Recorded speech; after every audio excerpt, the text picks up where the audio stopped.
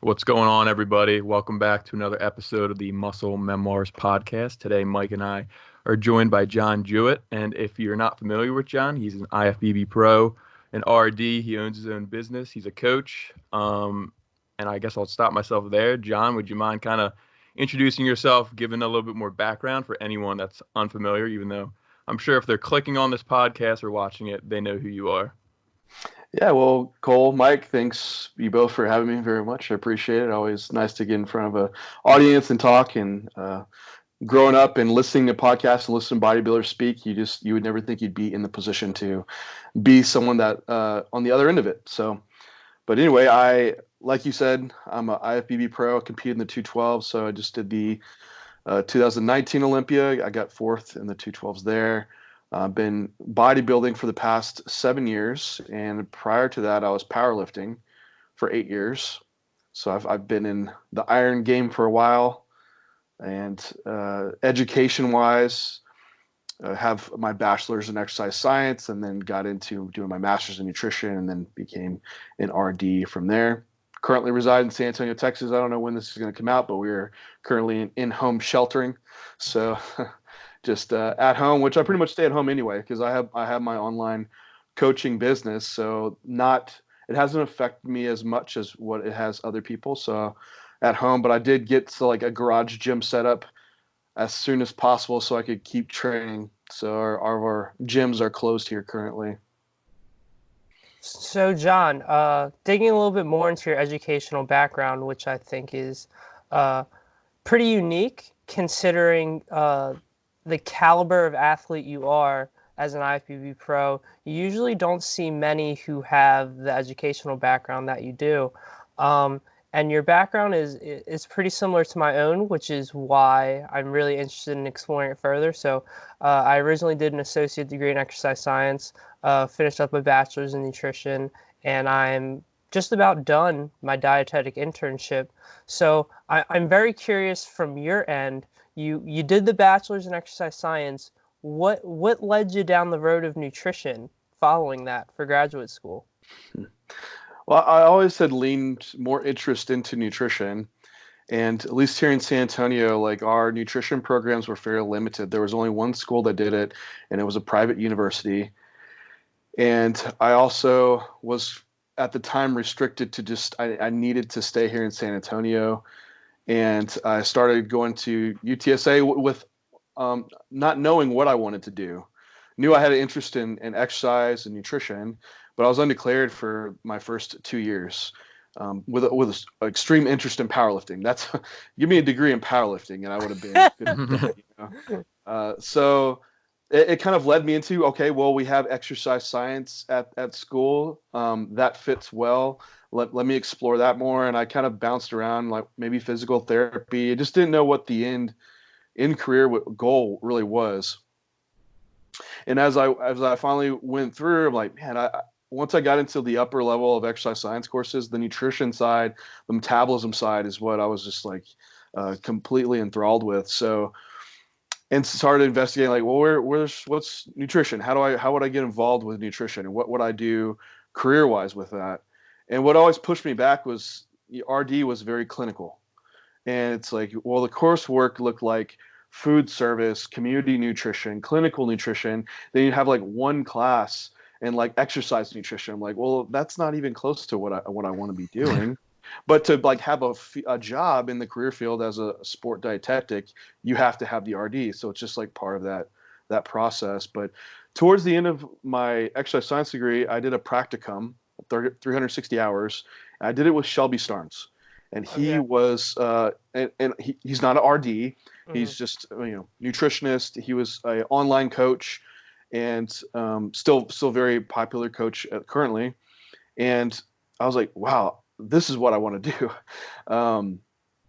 So going through that and that practicum, it's like, okay, well, I need build something stability wise, because coming out of my exercise science degree, it was like, well, you can go be a personal trainer, you can go be a coach. It's like, gosh, some of the stuff I could have done without this degree. It was kind of disheartening, actually.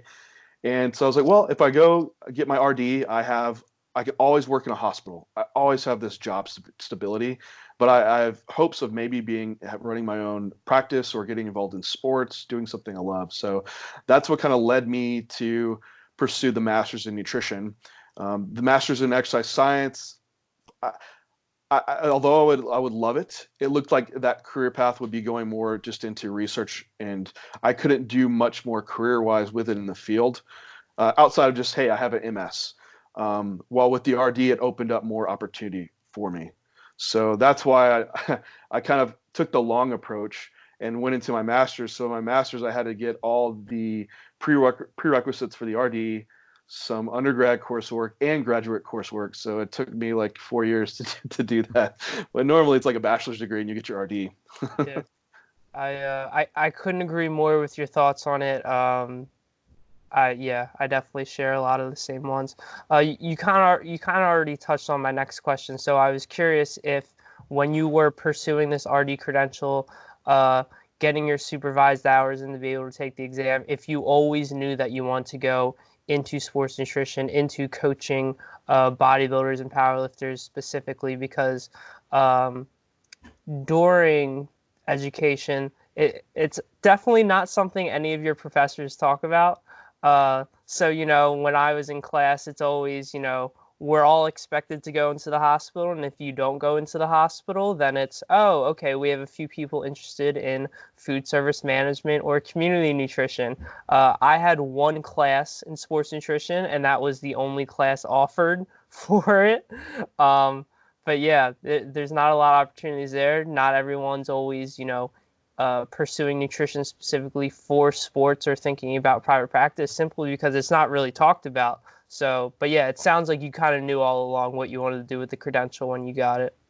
Yeah, and when you go into your master's, you are given a little bit more flexibility in making that master's into what you want it to be. So you do have like some elective hours that you could do, so where you could do some coursework in exercise physiology. Also, if you're doing your thesis, well, you can make that very exercise focused and work with some of the other, kinesiology professors, and to where you can have that. So you're still able to make a master's out of what you want. And I think you could do the same thing even if you're in your bachelor's program with what you're picking elective wise. And also, what I was bad about was reaching out to other resources. So, if that's your interest, like go to the athletic department and see if you can volunteer with the strength and conditioning coaches, learn a different aspect of it.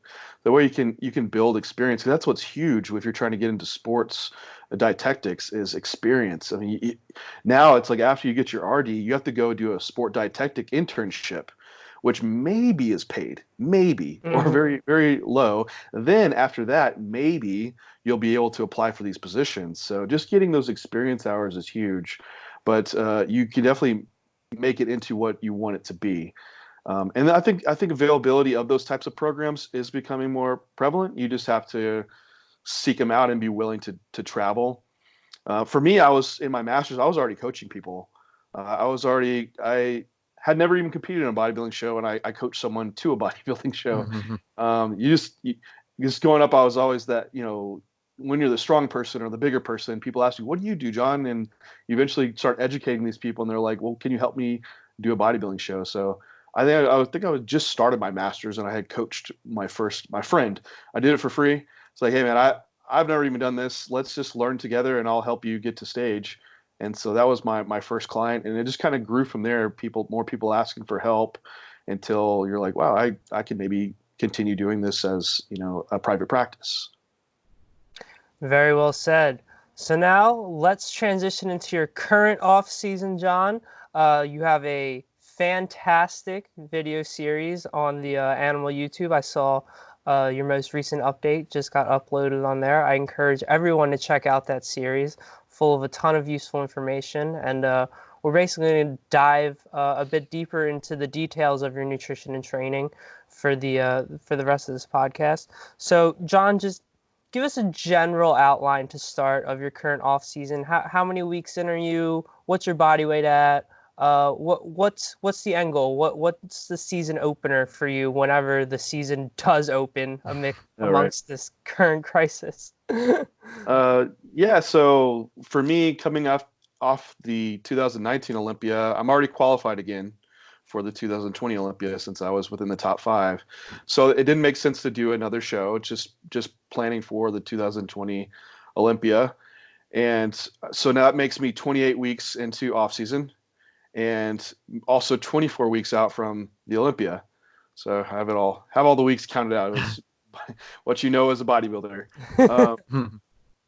But so coming off that out of the Olympia, I don't have a lot of room that I can leave for improvements. I weighed in right at 212, and that was weighing in at 212 with like a couple meals in and some fluids in.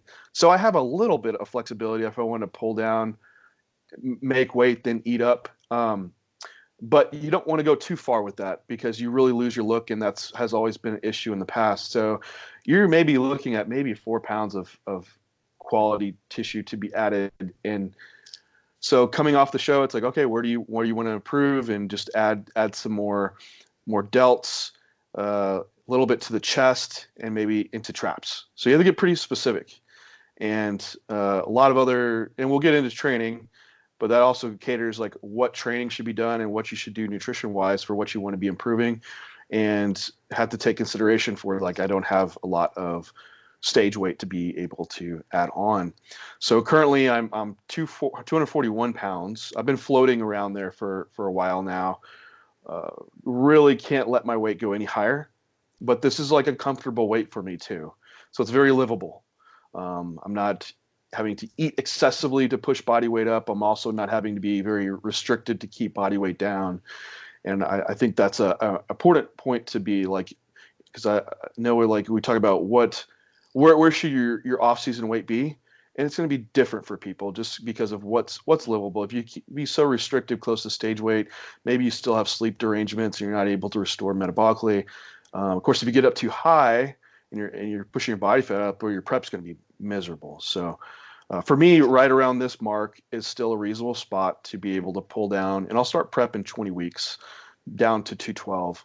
And I think I still have made the improvements that I want to in this offseason. My delts have stayed like the roundest and fullest they have out of any season, and conditioning has been the best it's been all offseason, out of any offseason as well. So I think that's where I'm kind of currently sitting at. So 4 weeks we'll start prep and start pulling down. Awesome. So John, you utilize a pretty intricate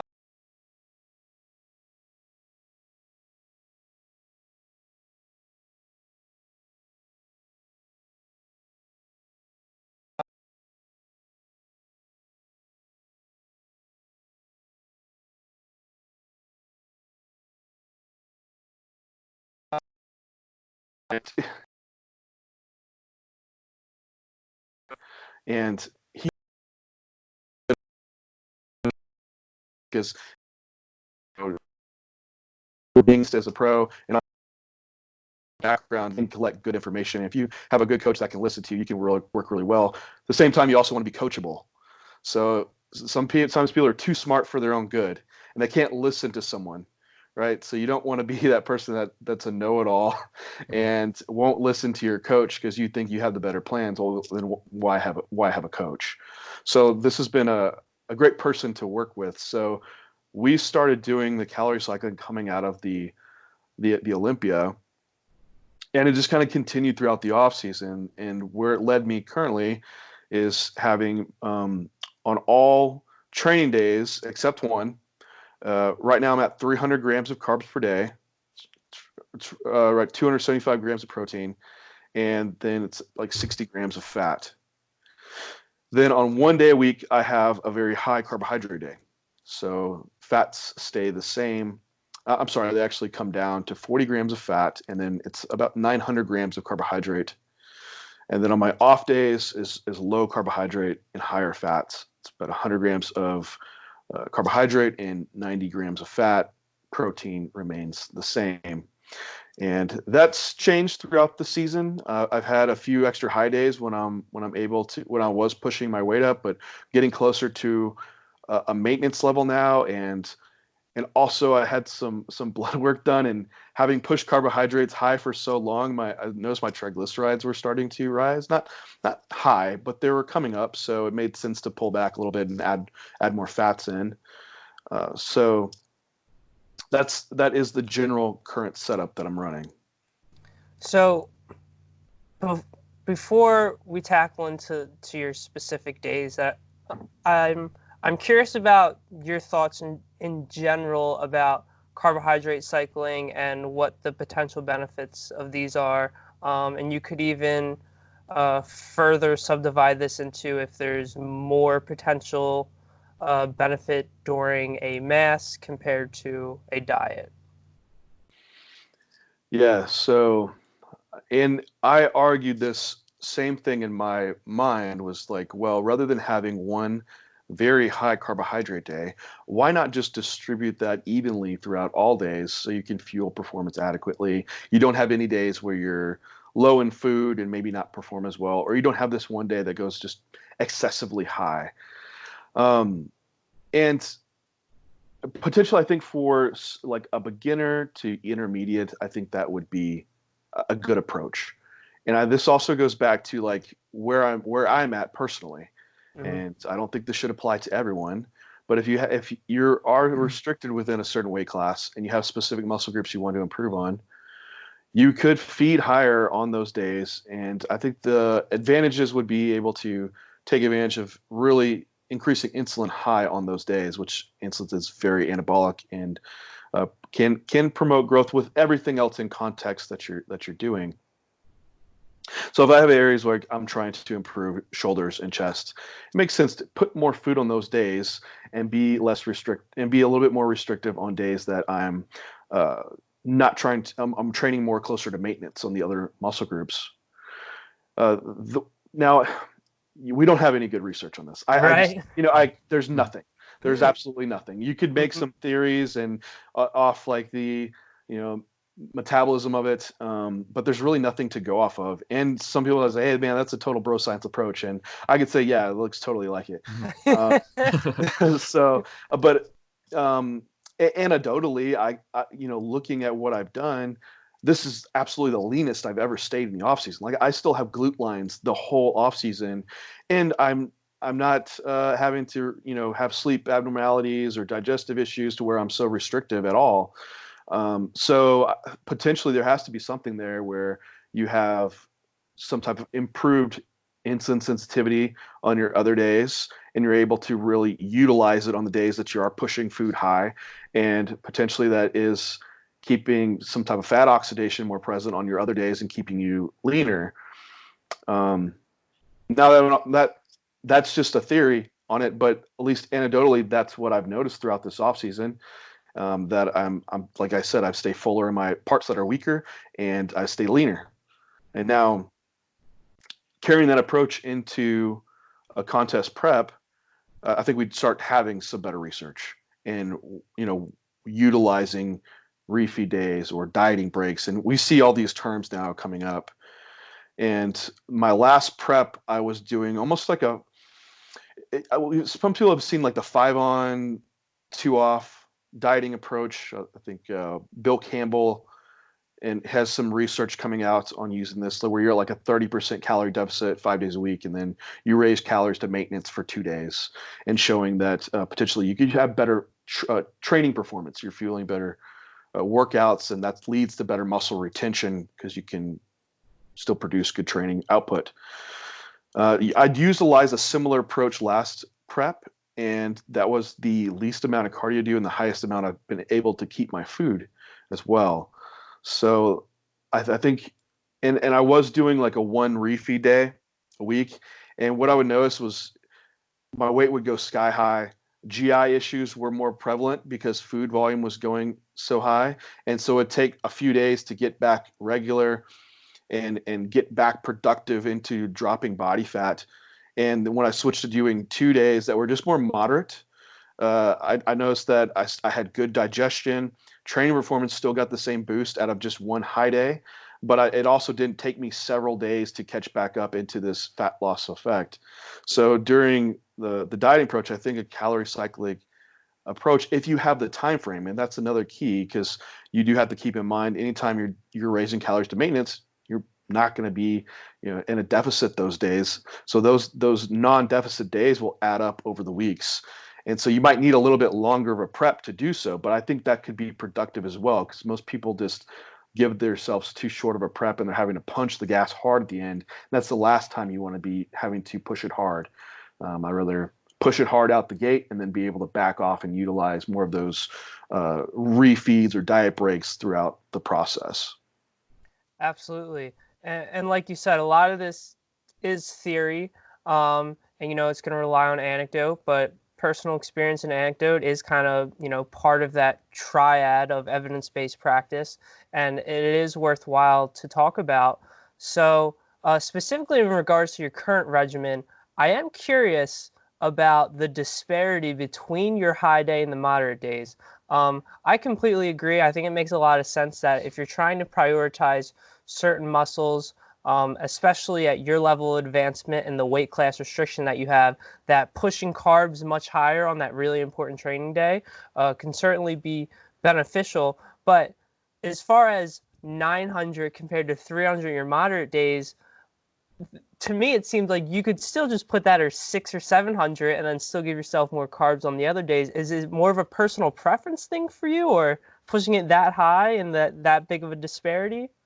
I will say the disparity wasn't as much a few weeks ago. Okay. Because it was closer to 550 on the moderate days, and then at one point my high day was around 7, and it just with Andrew, we just kind of evolved it into that. And we were like, well, the 700, that looked really good that week. Your picks looked improved. Let's up that high day a little bit. So then we're at like 900, and the other day was getting close to 600, and so it wasn't that big of a disparity. And then also you had to take into consideration, like, the next day usually was training legs. So it's like my push day is what I did that on, and then it led into my leg day. So you're going into this other day that has a very high energy expenditure. So it flowed well. And I have tweaked it a little bit to where, rather than doing 900 grams over 6 meals, I'll do 900 grams over 8 meals. So I'll have 6 meals on the push day, and then 2 meals on the front end of that leg day. And so I found that it was a little better spread out, because I train in the morning. I train after 2 meals. So it made sense, like, hey, rather than having like these huge meals, because by the end of the day, I was getting to where, like, the hunger's cues are gone, and just trying to, like, get the last meal in was more of a challenge. So it's like, hey, just back it down, and you add a little bit more food on the other days. And I think that was the happy medium. So this recent change of pulling back on my moderate days was regards to the blood work.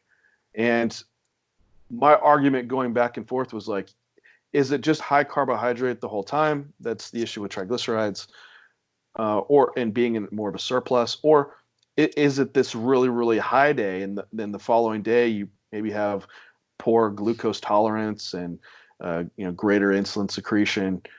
Potentially, I've seen some studies on, like, just cheat meals and things like that. So no, I completely understand your point of view and argument on it, and I've debated the same thing as well. So it's a constant adjustment in seeing what's capable, but a lot of it goes off for what I'm looking at is week to week pictures. Does it look better? Okay, it does. Let's keep doing that. But then also cues day to day. So if you are having poor digestion, feel like you're stuffing your face the whole day, is that productive and optimal? Well, probably not. You could probably spread those out and get a good effect as well. Very interesting. Could you elaborate a little bit more on utilizing a higher carbohydrate day for priority training sessions for people? So for someone who has a priority training session within their week, can you kind of talk a little bit about if they should be having that high carbohydrate day before that training day or the day of that training day, and if the time of day of when they train affects that, and potentially even the time course of glycogen restoration? Yeah, sure. So, yeah, I see people throw in high carb days and without consideration for their time of day that they are training. So, if you train first thing in the morning and then you're going to have your high carb day that same day, well, you're really not going to be taking advantage of utilizing carbohydrates prior to training. It just all be for glycogen restoration, right? And how much do you really need to restore post one training bout? Say it's like, well, I really want to bring up chest. I'm going to have 900 grams of carbs after chest training. Well, you're probably easily going to restore glycogen levels. So you probably want to instead have some prior to training or the night before, so you can have a good training fuelage for that morning. Same with training in the evening. You could shift those carbohydrates around and have a little bit less the morning of your training session, and then cater more to your evenings post training, and then the following day. So I think it's very important to know that timing. And for most people, the timing is just it's not going to matter. And I know people loved getting into the nuances of nutrition and getting down to the nitty-gritty details, like, hey, you need to eat 44 grams of branched dextrin 10 minutes before you train. And the amount of people that would matter to is just a small percentage. And it depends on where you are in your training phase.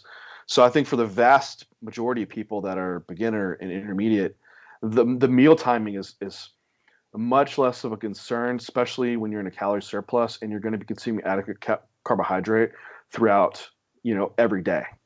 I think getting into like the targeted calorie approach is definitely getting more to the advanced level, when those little things maybe make a difference, but it's going to be very small contributors. So I think people can like to lean towards a complicated approach. It's just a sexy sell, right? When the basics usually work very, very well. So I think that's what I would have majority people do. Like I would have them more on a balanced meal plan. And then if we needed to target certain areas, then potentially we would. Especially for most people in bodybuilding, you're looking at legs and back, big training days, which would require more fuel on those days anyway. So you might have higher feedings on those days, and it just kind of leans itself to it.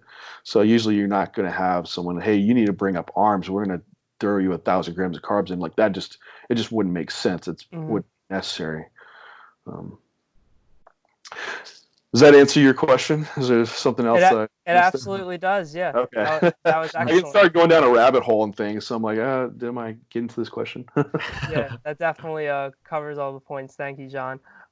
You touched on this a little bit earlier, as far as your weight class restrictions. So you do compete as a 212, and then also just due to the amount of muscle you have at 212, you become pretty limited in the off season as far as how high you can push your body weight.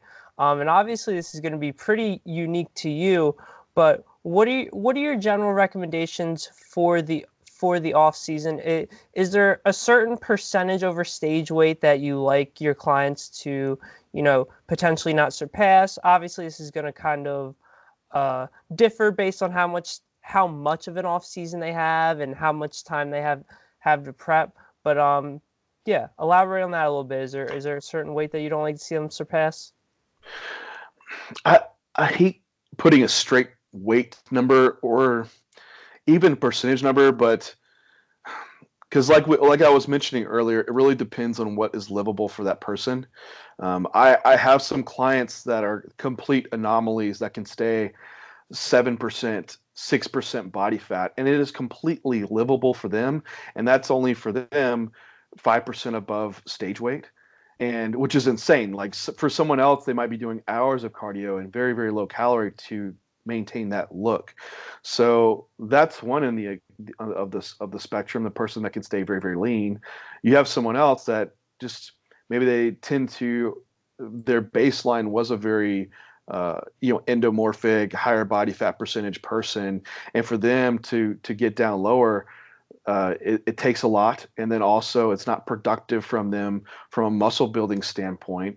Being at a high, like too low of a body fat in the off season, you get restrictive. So for that person, they might need to be at a higher body weight. So there's some flexibility within that, and I think what I'm usually looking for, like post show, if it's done correctly, is that we can remove all the different adaptations that occur during the pre-contest. So if we get sleep back, we get reproductive function and libido back to normal. We are removing the psychological issues that are in contest prep with food focus, and be able to have them where they can eat a meal and not have to think minute by minute, when's my next meal, what am I going to eat, how can I arrange my macros differently, so we can remove some of the psychological components there. And then also the hormonal issues that are deranged in contest prep, restoring thyroid function and restoring normal menstrual function in females. Like once we're getting to that point, like what that body fat looks like around there where it's livable, that's where you should be at. And that will be different for everyone. I'd say body fat wise, we had to put a number to that. For guys, you might be somewhere between 10 and at the top end of it, maybe 15%. I see like going beyond 15% body fat for most people is not too productive. Then for females, that's probably 20 to 25% body fat, which you still athletic looking and lean. But you're also not getting too high or too low. But like I said, it goes back to you have to be working with the individual to really say. Within these confines, are you searching for any general target rate of weight gain? And this might vary depending on the training status or how close to the genetic ceiling the athlete is. Yeah, absolutely. So from a beginner, which we're saying maybe the first 1 year of training, you could definitely be closer to that like 0.5% weight increase per week. So maybe you're able to add like a pound a week, because we see some beginners, you could add on 20 pounds of tissue within a year, and usually it looks like every year after that kind of gets cut in half, and to where an advanced athlete, maybe you're that 0.25% weight increase every 1 to 2 weeks. So that's the general, if I had to like sum it up in a range, 0.25 to 0.5% every 1 to 2 weeks. If you're more advanced, you're probably in the lower end, that 0.25 every 2 weeks. If you're a newer trainee, that 0.5 every 1 week could be reasonable. But I wouldn't just tell you just go off the scale. It's a tool to use, but we're in bodybuilding, so when you step on stage, they're going to look at you visually, like, hey, how do you look? And that's what you should be looking at too. That should be your ultimate gauge of progress. That and using some objective measures. So I'll use skin fold measures and using circumference measures to kind of get a fuller picture of what's happening. So you do have some objective tools to look at if you're not good at looking at pictures, because week to week in the off season, you're like, oh, I gained a pound. Where's that pound at? I have no idea. But then you look back, over 7 weeks, 8 weeks, you're like, oh man, I was getting fat. I didn't realize it. So you need some other tools to use. So I'll use skin fold, not so I can have a way to see what body fat percentage I am, but purely skin fold is a good way to measure skin fold. That's what it's good at. So I can say like in my highest body fat spots. So I'll measure for sure 3 spots on me that I know will change the fastest: my subscap, my lower back, and my glute.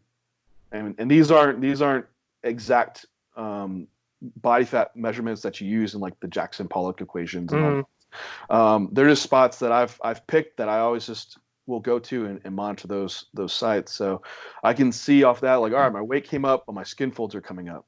Or my weight came up and say my arm and calf circumference measurements are increasing. All right, well, that's good. I'm probably putting on good tissue. So I'll use a variety of tools to be able to gauge that, and not just solely off weight.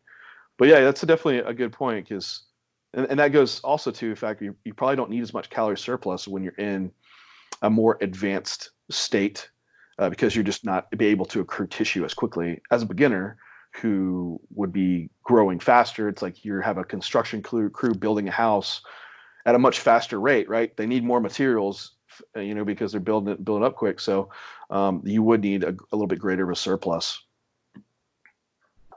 Absolutely. So I would say the general consensus right now, most, experts in this field, including yourself, definitely tend to report similar things about how, the more advanced you are, the slower rate of weight gain you should have. Probably the smaller the calorie surplus, to the point where we're looking at things for really advanced trainees of maybe gaining a half a pound a month. But you mentioned earlier for yourself that for, quite a bit now, your weight's been hovering around the same range. It's more so been stable, and I think a lot of people would coin this as kind of gaintaining and the role of this. I'm curious if you think your circumstances are very unique, where I think this makes perfect sense, this state of gaintaining. But do you think gaintaining is something that other advanced trainees should strive for, or could they potentially be shooting themselves in the foot by not gaining any noticeable scale weight at all from month to month? For myself, of course, it does make sense. I just don't have the option to. You'll hear people say, you keep refining the look at that weight, which, and I've seen people come to stage, like say Flex Lewis. He's a great example. He's been 212 for years, and he still can make improvements in look. Possibly that might, some people say, more muscle maturity, denser look. It's very, very bro sciencey talk, right? Potentially maybe you improve the dieting process year after year to where the muscle stays fuller, you have improved separation, and you're able to get leaner, and that's why you see this better composition. That's probably a better explanation for what's happening. Or even maybe you're able to stay a little leaner around the same body weight, and so you are getting a better composition at it. But essentially, yeah, you're right. I'm at a phase where I don't even know if it's the gain part of that. It might be, it's more maintaining, right? So just trying to hold right now where you're at. Now for a more, say, an open class bodybuilder, there's no weight restrictions. I think in certain circumstances it would be good to get to a point where you can maintain when that increased muscularity doesn't improve the look anymore. And you've seen this in bodybuilders, and I would say, natural enhanced is going to be a big difference there. Natural, I don't think you're going to see a diminished return, but in enhanced bodybuilding, you have the potential to surpass your muscular potential far beyond due to performance enhancing drugs. And usually you see guys, their waists start getting really blown out and large, distended, because they're putting too much body weight on, and the aesthetics off. And so that's the point when you surpass what you really should have muscularity wise, because you're no longer aesthetic. So I think from an open perspective, reaching that point of muscularity in this maintaining would be a good course to go with. I think also from a longevity and health perspective, an open bodybuilding, that is a good consideration too, because you're no longer having to do what it takes to pushing food, pushing PEDs, everything you have to do to reach that extremely high body weight. It is much easier to maintain it. Less food, less PEDs. Training can be tailored around longevity and no longer trying to be as progressive with your weights. And you can just have a longer shelf life in bodybuilding by doing so. Awesome. Very well said. Cole, you want to transition us into the training half of this podcast? Yeah, definitely. So let's dive into the depths of John's training here. So John, if you could kind of give us an outline of your current split and just kind of what your current training volume looks like this off season, and then kind of putting it in relative terms. I know Mike and I have kind of heard you identify yourself as more of a low volume advocate, where you're performing typically like one top set followed by one back off set for exercises. And this has kind of also been made popular by like people such as Jordan Peters, Matt Jansen, John Meadows, Paul Carter, and kind of historically Dorian Yates as well. So has this always been the case for you for that kind of approach and kind of just, again, outlining your general training, kind of going into that? Yeah, so my current training setup is doing a pull push legs. I take an off day. I hit pull push again, and then I take another off day. And that's split setup was because my legs are very, very dominant muscle groups on me. And I said previously, I'm trying to improve chest, shoulder, trap focus. And so that split allowed me to have the frequency for those muscle groups I wanted to hit more of and be able to train legs with a little bit less frequency, more closer maintenance volume, and put the priority where I needed to be. So volume wise within the week, I think that's what a lot of people we've deemed hard sets as kind of a good volume gauge for the week. And so I'm usually doing about 16 sets for back, and that being horizontal and vertical pulling compounds. So not counting like any type of isolation work into that or like a direct trap work or anything. These are compound moves. Shoulders. So if we were looking at like front delt pressing movements, depending on how you count hard sets. So I think if you're going to be counting volume, you need to gauge it just for something consistent. You can count it. And so some people might just count direct overhead pressing volume. Like, hey, you're doing 4 sets a week of overhead pressing. But on your, chest pressing movements, maybe tricep pressing movements, you're definitely going to be having front delt stimulated as well. So that's how I count it. So I count all my compound moves for front delt, and which would be 12 sets a week. Chest is at 10 sets. So you're seeing like this order of priority here, right? So and for back being like such a large muscle group too, volume's higher, but back, shoulders, and chest are some of my higher volume areas. Then quads and hams are right at 6 sets a week, and calves like 14 sets, and arms have always been a very, very strong dominant body part on me. So there is 6 sets total a week of direct work, isolation work for bis and tris. That's the current setup. That has not always been the setup. It's definitely evolved constantly over time based on need and based on my advancement as I've come up. Like I said, I came from powerlifting, so that level of effort and grind, like in chasing a logbook, has always been something. Just getting strong, I've always loved it. Mm-hmm. So going into bodybuilding, I just easily connected with people using a similar approach. And first looking at like Dorian Yates's program, like I used Dorian's program. I think a lot of people did. You're working up to this one hard all out set and then trying to progress it week to week.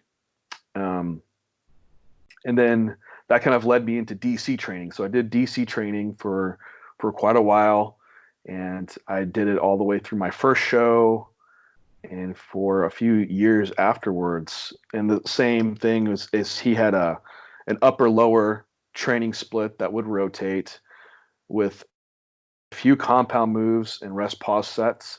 And your whole goal was just to week beat your logbook numbers and progress the lifts. And that's kind of evolved too, that I felt limitations within volume that I could add more in, but then also you get more specialized as you get more advanced. So leading to where you're doing some type of push-pull legs within one session for, like, say you're training upper body, every upper body muscle group, your session could be 3 hours long to train at adequate volume for someone who's advanced to get enough stimulus within a session. So that's when it makes sense to kind of break up your sessions into doing like push-pull legs, which now I'm at a specific area where I just want to focus on specific muscle groups. So that might almost be your type of if you call it bro split, I think that's, I don't know how we actually deem this, but what would justify having an arm day, or what would justify having like a shoulder day.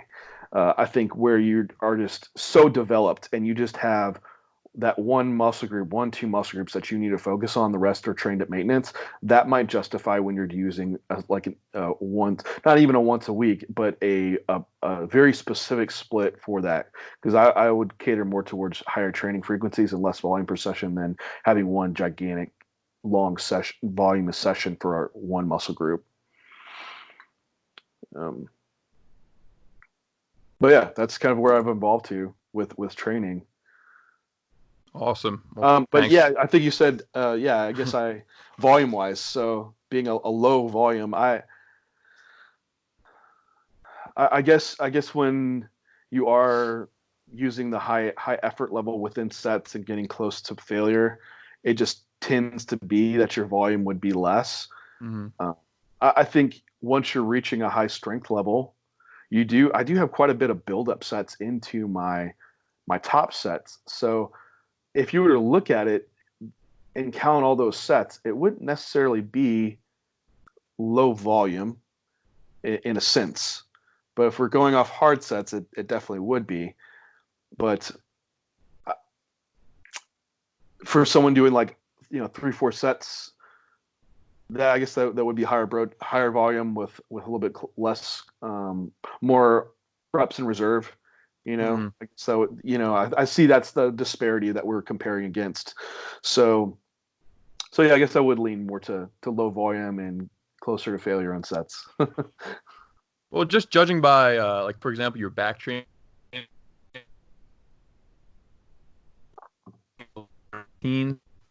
was that what you said? Just to clarify. I'm sorry, you cut out there.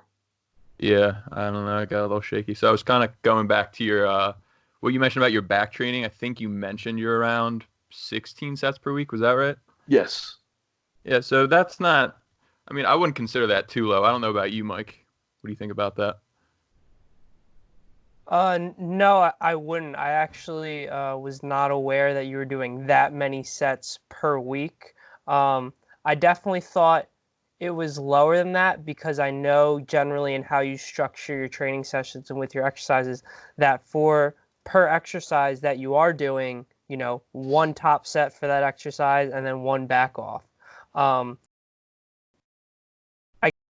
We're doing a lot of exercises, then you could rack up the volume with that. But then again, also considering your training frequency of around 2 times per week, I kind of figured with that top set back off setup and other people who utilize that sort of paradigm usually tend to have pretty low volumes. And again, it's low volume is relative, but these are also kind of the people who are more or less voices against this high volume movement in the evidence-based community right now, if that makes sense. And they kind of, profess that the intensity or load on the bar and the relative effort are much more important and that you only need to bring it for that top set and back off set rather than doing a bunch of sub-maximal volume sets.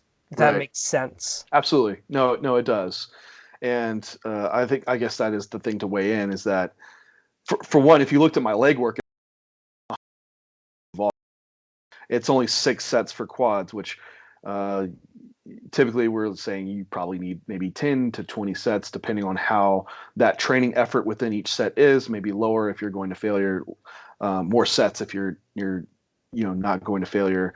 So, but I am definitely probably closer to a maintenance volume for legs. However, my legs still continue to improve, and I think that comes along with being a strong body part, and also being able to recruit them extremely well in the exercises that I do, and the execution being very, very well. So that's something to consider, I think, as you get more advanced, is that one set is much more effective than like a beginner doing one set. So even though it's 6 sets for myself, that's probably still an effective volume for some growth to occur. And you're at a spectrum here as well. So it's not like nothing's going to happen. Like if I did 5 sets, well, that's it. Nothing's going to happen. It's a probably this spectrum of increase to where you get to a point where more volume is going to be a detriment, and then it comes back down. So there's people love in all this research, like real hard stops, like black and white, yes and no. Train to failure, don't train to failure. High volume, low volume. There's no in between. And if you truly are balanced and understand research, there's a lot of in between, and there's a lot of gray area, and that's where most of us should probably operate. But I think just as humans, we love, even in a culture, is connecting with a group and finding that extreme. Like, I'm vegan, no, I'm carnivore diet. Like, why is it really that extreme? Like, there's usually balance. That's where the truth usually lies. So I am not one that you must train to failure to every set, because how often are you seeing someone, at least myself, like doing a barbell squat and going till I'm like having to rest on the pins and crawl out of it? Most people that are promoting training to failure aren't even doing that. And so when they hear this, like, oh, what? Not train to failure, RIR? That's crap. It's like most of them are using RIR just unknowingly. Usually their RIR is 0 to 1, somewhere in there. And to them, that's failure training.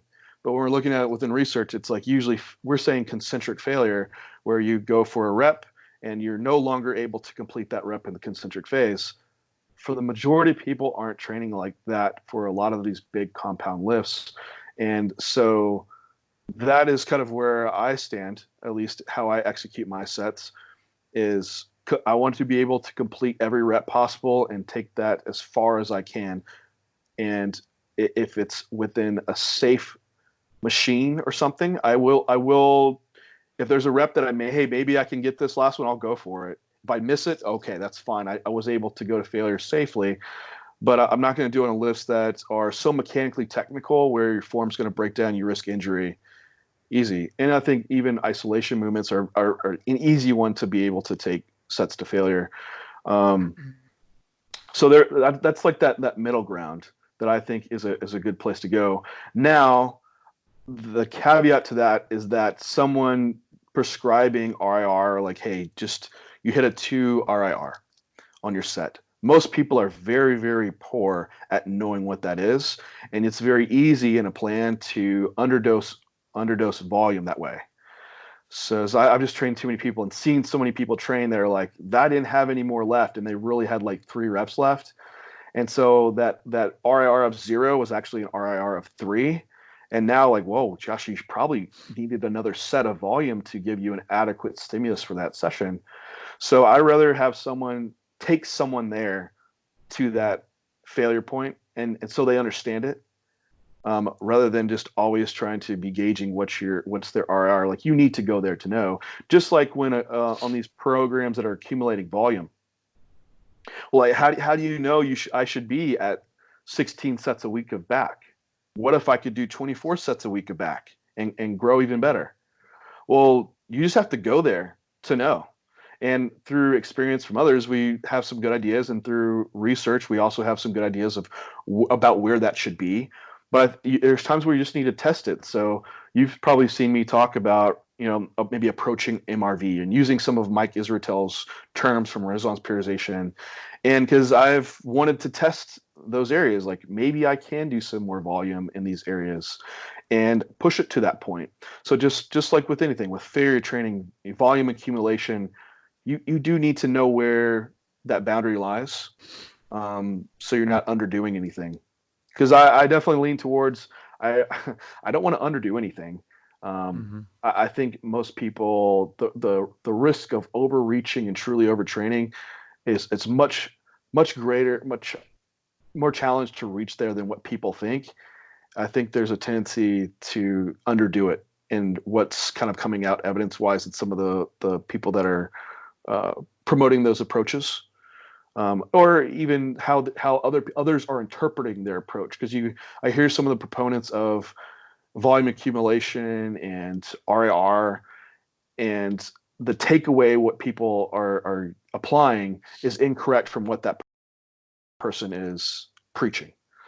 So I don't know, a lot of gray area, but I try to keep an open mind and balance, and truly be, open to the new ideas of training, but would 100% lean more towards taking sets all out. And because I think, especially at an advanced level, that's going to be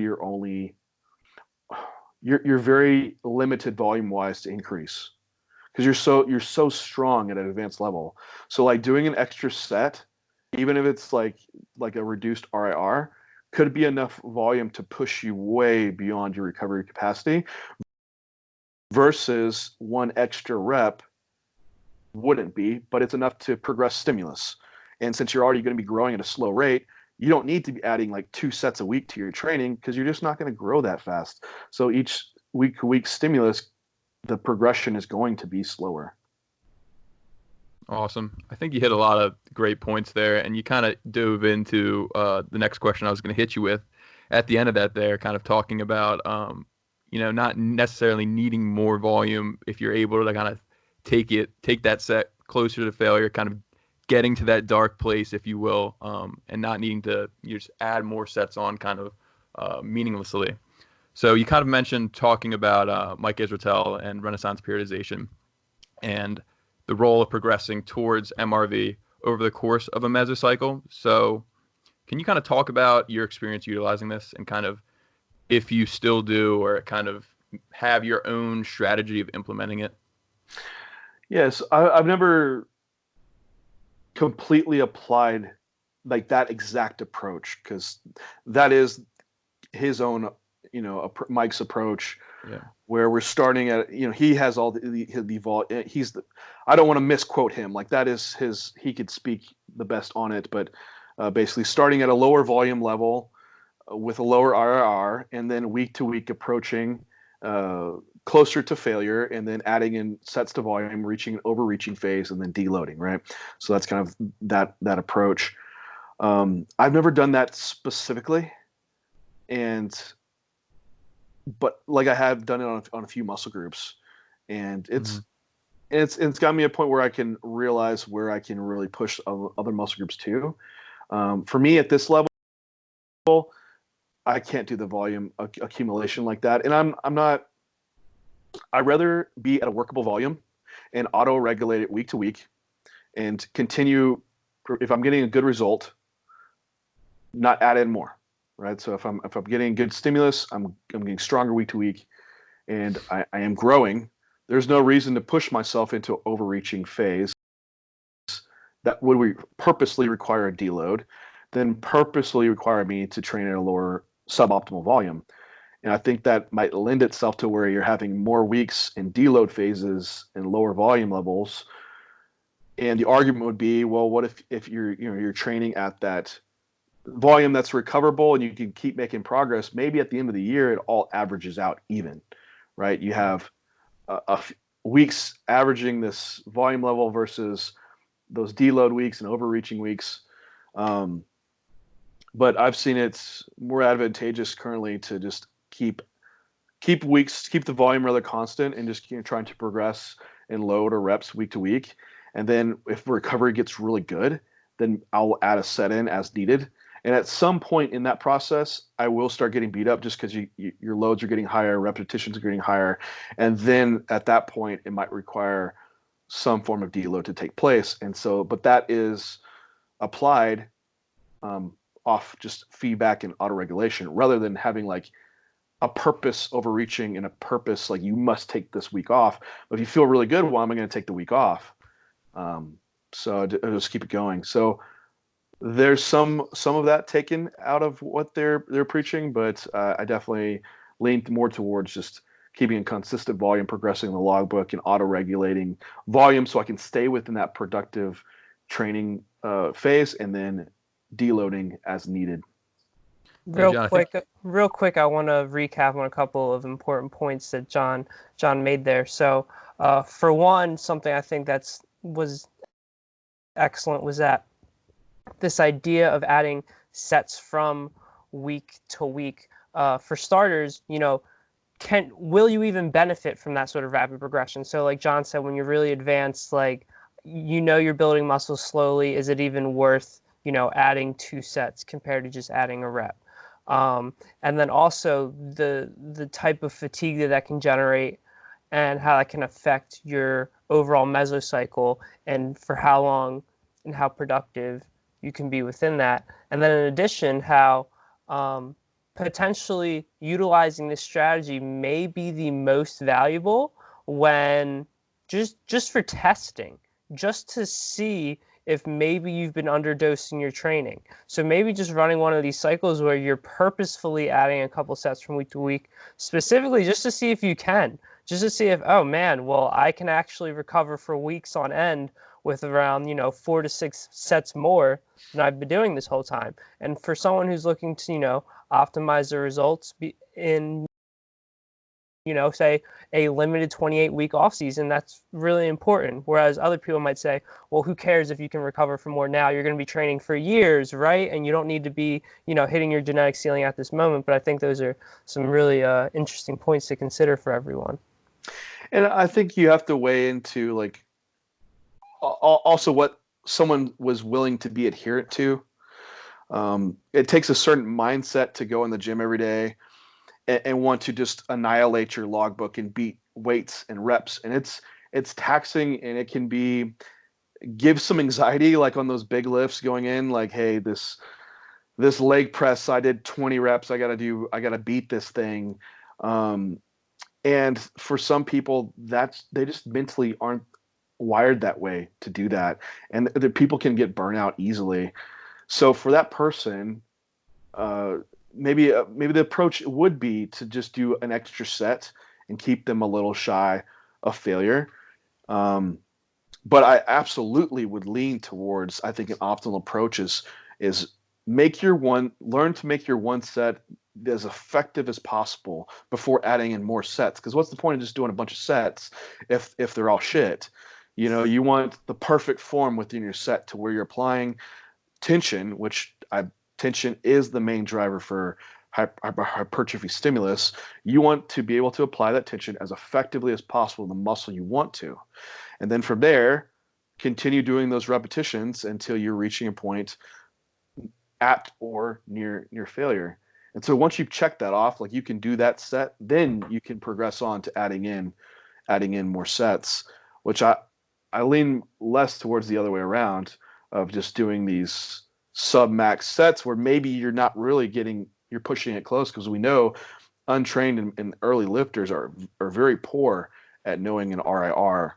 So I think it's more important to help understand that effort level and progress in that effort level, which can be done for a long time with a set volume prior to just before you're starting to add extra sets in. So that's at least the approach that I would do and be promoting before just adding in volume. But I think you said that beautifully, Mike, about you need to test the waters as well and just add in volume and see where you stand, see where you can recover from. And then last point to hit on your training. So I mean, I think we got a pretty good idea here of kind of what your thoughts on your general approach on things. But as far as training your specific weak points, are you still kind of going with set volume, kind of rocking with that for a while, seeing how your training is and kind of pushing those sets close to failure, and then staying away from unnecessarily adding sets and kind of only doing it as needed if you're recovering, progressing in loads and reps, for example?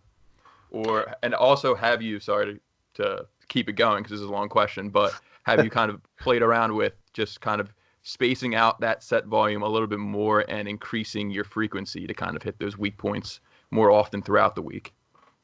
Yeah, good question. So coming from, like, I think the best assessment needs to take place first. And so looking at your stage shots, where you weak, and usually those weak body points are also going to be weak parts training wise that you have a hard time connecting with. And I would say, looking at what are the exercises you're selecting and do you get a good connection with that? And sometimes it's easy to say, like, hey, do you get a pump in that muscle group when you're training it for that exercise? You're like, well, no, I where do you feel it at? Like, you're doing a leg press, like, where do you feel? It's like, I don't know. Or you're doing a squat. Do you feel it in your quads? Well, not really. Okay, well, the squat is going to be a good exercise for you to build your quads. Maybe it's not. Maybe you're more hip dominant. So, I would say looking at the exercise selection would be really priority, and also how those exercises are executed. So looking down at form. So for me, shoulders, so like, okay, do I connect well with the lateral raise? Which lateral raises I'm doing? Looking at those optimizing, since we only have so much volume to work with, using the movements that can have the best strength curves matching with resistance curves. I think you should be looking all around that before you're like, all right, we need to do 10 sets of shoulders. That's what needs to happen. I think that's like the later step. First step should be making sure you have your execution down. You're picking the correct exercises to maximize the stimulus and put tension in the muscles you want. So usually people recruit those pretty poorly. Then that training session might start with, you need some type of activation work prior to going into those. So if you have a really poor lat connection, maybe that is doing some type of banded pullover, getting the muscle into the shortened state and contracted so you can build that connection and get some type of blood there so you can move on to your compound moves and have some type of connection of using that muscle. Not to fatigue them, not pre-fatigue. I'm not a believer in that, but at least in activation. Then once you have, okay, I feel these exercises, I have some activation work present, that's when I would say, okay, how should we structure your exercise training? And definitely putting your priority first in training. Absolutely. So for my push days, if I want to bring up shoulders, my first movements, I do a lateral raise first, and someone might critique that, but I feel like it doesn't, before I start, is optimize my loading,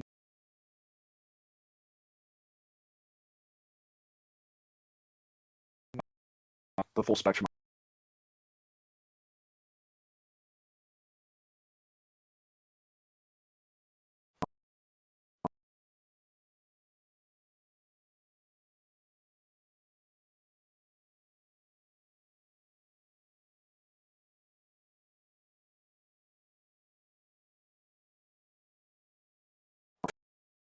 And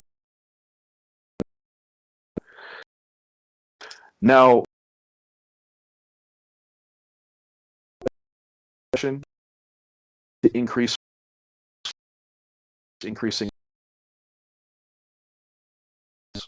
because for some things like legs, like that can be a tough one to add in frequency. Like to add another, hey, I don't want to add another set of squat in, so I'm going to go squat on my chest day. It's like, oh gosh, you have to warm up and do all that. Maybe it's just easier to do another set on your leg day. Versus like, and then the recovery capacity of that muscle group has to be factored in. So let's continue with shoulders, for example.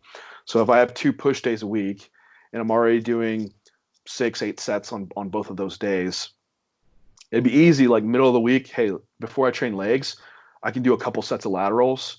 It's not that taxing. It's not going to take away from my leg training. That way I have increased frequency and increased total training volume for the week. And that's how I would progress and increase for a weak body part. And that's what I've done with shoulders.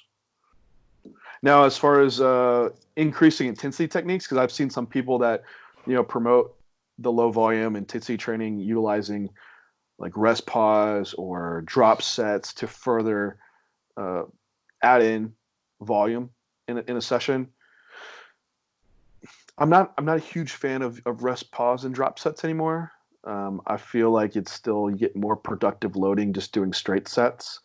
But if it's like an isolation exercise and the purpose is trying to take advantage of metabolic stress and cell swelling effect, I mean, drop sets and rest pause can work very, very well for those muscle groups. So that is one potential way where you could add in volume and still save yourself some time. Because I think that's a big component too. Because some people will look at my push day and you're like, man, this could take a while because you have so much volume you need to add in. Well, you could do a drop set or rest pause set, and it could be time saving and still give you an extra stimulus within that session.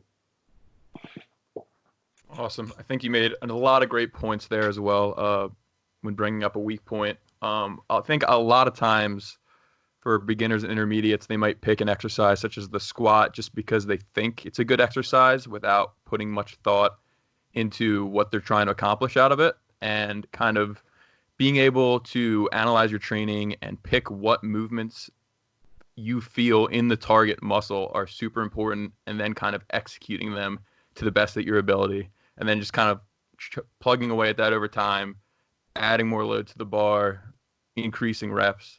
And I think your strategy of kind of like, having that set volume and kind of focusing on load and reps over time, like that's going to get people like 90% of the results probably, especially, beginners and intermediates as well. So I think a lot of good points in there, John. I think too, Cole, like, especially if you are, because I've had closer to beginner and intermediates come to me and like, I need to bring up my arms. And then I look at them and like, well, you're still a beginner bodybuilder and you need to add 20, 30 pounds of stage weight on. So the smarter thing would be, let's program to where you can put overall size on and not have an arm day take away from another day where we could hit big basic movements. Mm-hmm. So I think people want to jump into specific trainings, but I really think that's, you should need to save that for when you're in the upper intermediate to advanced level. And that's when you should go back to, in beginner stages, I do believe like full body workouts 3 times a week, and then progressing that to like an upper lower training split and focusing on compound moves is going to get you very, very, very far and a high development level before you start really tackling specifics in training like I would be. And even within that, like, oh man, well, how can I focus on arms? Well, pick compound movements. Like if they truly are areas where you're not seeing growth occur, pick compound movements that cater towards those. So for if you're going to have a pushing compound move in your push day or your upper session, put a close grip bench press in so you can have more tricep emphasis if that's a weak body part. Or if your back is awesome and your biceps don't grow, well, use a supinated pull down to where you have some extra bicep work in place and you still have a good back stimulus. So just something for the beginner intermediate to think about, that, hey, focus on overall growth and using compound moves, but you can pick compound movements that might put emphasis into your weak body parts that will allow those to grow over time evenly. Definitely agree with all that there. And then kind of just wrapping things up here, one last question for you, one big guy. So how has your approach to training and nutrition evolved over the years, specifically in terms of your decision making with coaching, your business, your own personal journey? Can you kind of describe what role your nutrition, education, and then personal training experiences kind of played in this whole thing for you here? Yeah, so coming out of my all my years of education, because I think I was in school for like 8 years, and I'm not a PhD. So, so looking over all that, it didn't prepare me to coach a bodybuilder to stage, and most of that came from experience and learning from those that have done it before me. And even within education, a lot of the research that we learn from is researchers are gathering information from coaches and what they're seeing out in the field, and then we're taking that into studies and trying to confirm it, or maybe even break fallacies or misconceptions about it. So coming out of research, coming out of my master's, it gave me the tools needed to disseminate good and bad information and be a critical thinker when looking at something that someone's gathered anecdotally, and being able to have the thought process to see if it might actually make sense. But again, I also have the realization that might not always be evidence for, or even have a rationale yet to explain it. And I think that's the key, is not getting so black and white that we must be research dictated practice. Like if it's not a research study, then I don't want to do it, because you wouldn't have much to apply. So I definitely weigh experience much heavier over what we can do research wise, or at least what's available. But I never just rule out research completely. I use both to build my practice. So how's that evolved over time?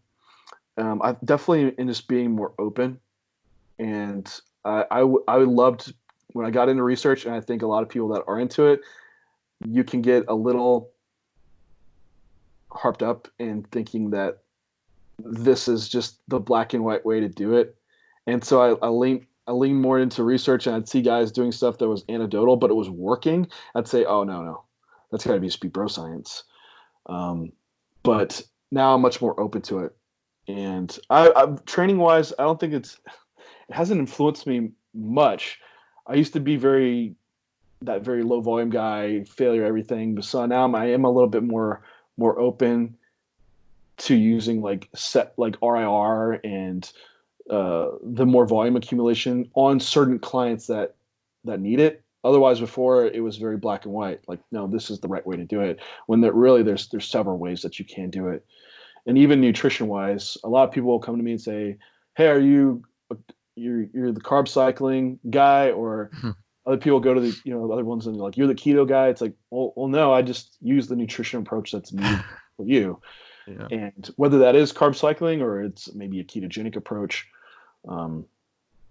but in general, it hasn't like drastically evolved. It's still trying to find this middle ground of truth in what I've done. And for the mass majority of clients that I do work with, usually it's a boring nutrition balanced approach, and training's basic, and there's not really anything sexy or extreme about it. Yeah, I agree with you a lot there.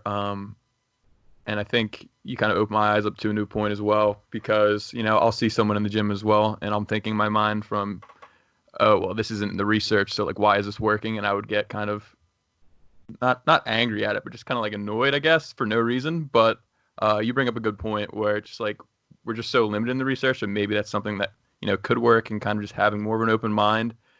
And then I think your ability to just draw from personal experience plays, a huge role. And I think there's a lot.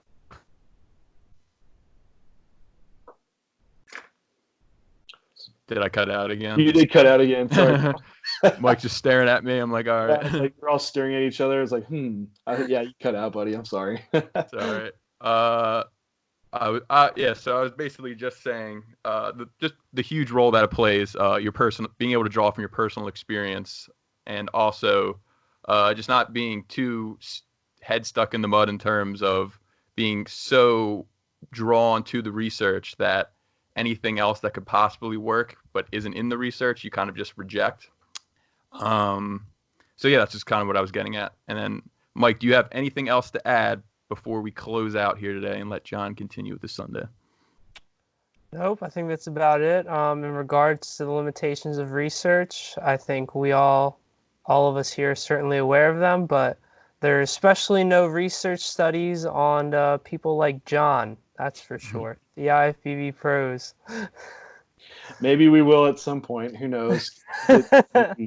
Top 10 Olympia in a study. It seems pretty unlikely, but until then, yeah, we draw what we can from research, but also draw from experience and come up with an approach off that. I think that is the evidence-based approach, right? Not looking at experience, looking at research, and trying to apply what we can. But yeah, so right now, no elite level bodybuilding research. It's a fairly limited area.